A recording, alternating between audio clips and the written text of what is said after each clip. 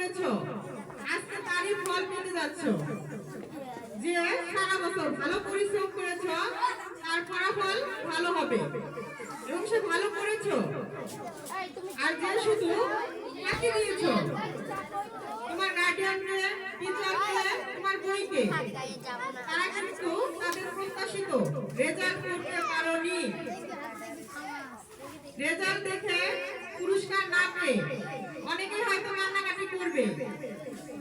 পুরস্কার দেওয়ার অর্থ হচ্ছে শিক্ষার্থীকে তার সামনে লেখাপড়ার দিকে আরো মনোযোগী, আরো আগ্রহী করে তোলা। পুরস্কার দিলে তো সবাইকে দেওয়া যায়, তাহলে তো সেই পুরস্কারের মর্ম থাকে না। যে ভালো করবে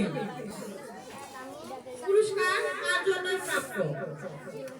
যে সারা বছর পরিশ্রম করবে ভালো ফলটা তো সেই পাবে, তাই না? নাকি সবাই পাবে? এর জন্য প্রত্যেকটা শিক্ষার্থীকে পরিশ্রমী হতে হবে লেখাপড়ার বিষয়ে। তোমাকে বাসায় অন্তত 2 ঘন্টা পড়তেই হবে। বাসায় যারা পড়ো না, বাসায় যারা পড়তে বসো না, তারা কিন্তু আজকে পরীক্ষা অনেক খারাপ করেছো।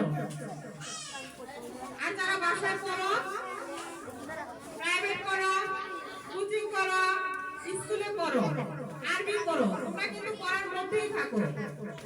পড়ালেখা এমন একটা জিনিস, যে যত রিভিশন করবে, যে যত সময় দিবে, সে তত বেশি পারবে। এর জন্য প্রত্যেকটা স্টুডেন্টের কর্তব্য